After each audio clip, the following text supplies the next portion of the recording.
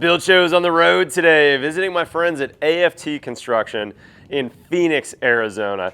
And I gotta say, some of the views from these houses they're building are unbelievable.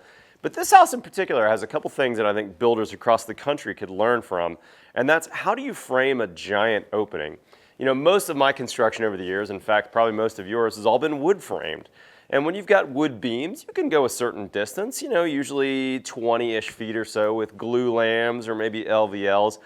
But when you get openings like this door or that giant cantilevered roof, then you got to go to steel.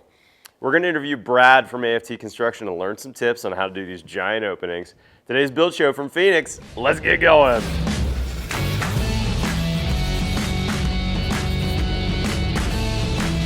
All right, y'all have met Brad with AFT Construction before. Brad, good to see you, Matt. This is a gorgeous house under construction.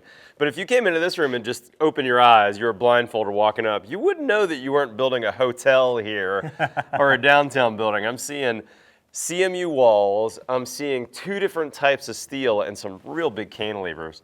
Talk to me about what's going on and help us understand how we could do this in other projects. Yeah, so what's interesting, I mean, you think about just that mix in residential. So with our residential clients, you know, it's not just bigger, but it's in that indoor-outdoor living. Here in Phoenix, that's a big part of our lifestyle. It's great weather, as you can see here now. Yep. If you have this pool at the negative edge, you want to be outside. Our clients are from the Midwest.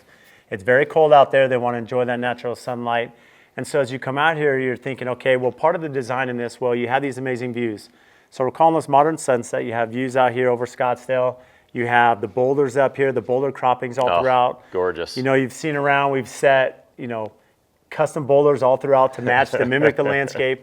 And so the reality is you want to enjoy these views, there has to be a lot of glass. Yep. And so because of that, the building essentially is like this home has four separate buildings. Okay. And the reason we did that is because we can have these glass galleries, so you have these walkways that instead of traditional art in a normal hallway, the glass and the landscape is the art. Oh, right? that's cool. I like Living that. art, right? And so as far as that goes, now we have the masonry, as you can see here. So the CMU with rebar, solid grouted. This gives us that really strong shear protection. You know, in Arizona we have microbursts, which are these monsoons and haboobs, they call them. They come in, these storms come in, you'll see them, and these wind gusts. And so because we have these large span openings and these gallery walls, this now keeps that home pretty tight. So let me define shear protection. When we sheathe a house, like you and I use a lot of Huber Zip system, when you sheathe that house with Huber Zip, you're keeping the house from racking when the wind loads against the house. But when you've got these big openings, you don't have that racking strength.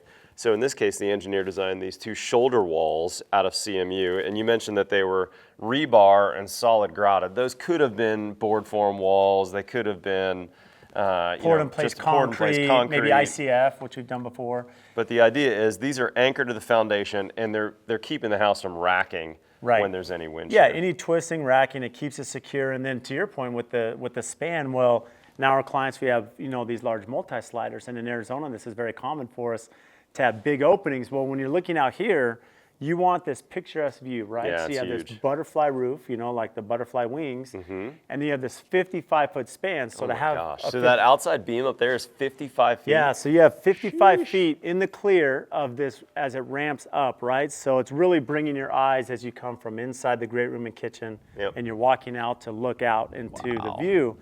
And you have this amazing negative edge pool and this extended patio. Well, now, with this 50-foot span, again, thinking back about the racking, the structural, and then if you're trying to do, I mean, that span is too big for... It's unattainable for wood. It's unattainable, and then it'd be so thick. But let's say if you had a 25-foot span, you might have been able to do it in wood, but what would change? But again, I mean, you're thinking about the thickness and the complexity. I mean, the height. The height. So with steel, you know, an I-beam, you can have something more thin because it's the structural integrity, right? Yep. And so because of that, and here you'll notice it's different, right? So above us right here, you have a thicker opening here. You almost like a box beam. Yeah, like a I don't know what that is, 14 or 15 inch wide tube steel that's maybe 8 inches tall. Right, and then above that you have the traditional I-beam you'd see, and the reason being is we have transoms up above that'll be sitting on that. Gotcha. But down below, keep in mind, when you have a multi-slider this wide, 35 feet wide, the pockets in both walls, we're going to have a threshold here that's typically about 14 inches. 14-inch threshold,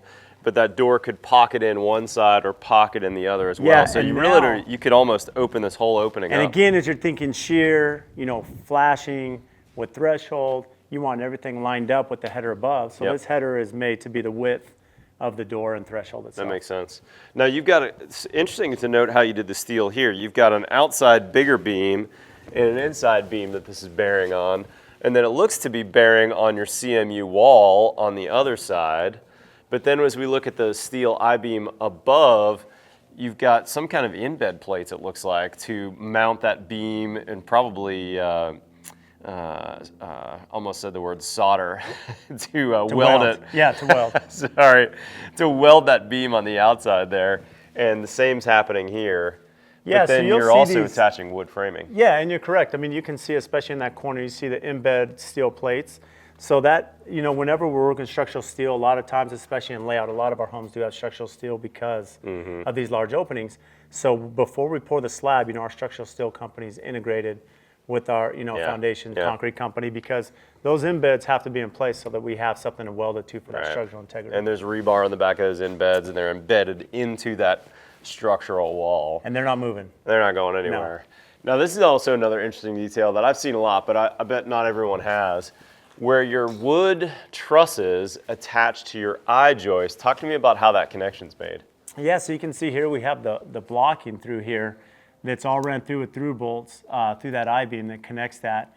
And then we have the joist hanger that comes all the way through. You can see the joist hangers are holding up each of these trusses that now creates that firm connection so we don't have any movement up there as well. And it eliminates the need to do steel deck or some other more commercial detail. Your framers who are residential framers can take these Builder's First Source trusses with standard decking on top and integrate that with the structural steel that was done by a different sub. Yeah, and so you almost have that hybrid, as you mentioned, that commercial hybrid in residential where you're not teaching a dog new tricks, right? They can understand what they're working with and make it, you know, functional. I really like it. Hey, Brad, before we end, I want to have you talk me through some of the details of your hallway, because I had some interesting stuff. We'll meet you over on the wing that connects this living room with the master bedroom. Okay, Brad, we're in this hallway that connects to the master, and I thought it was interesting that you've got a break in your structural slab here, and this column seems to be not aligned with the outside wall of the house. What's going on here? So ideally, I mean, you think about thermal bridging. So in a perfect scenario, right, we don't have any steel exposed to the exterior to bring that heat transfer in. So just a little details. We bring that in. The benefit of the structural steel is now we can have these long galleries.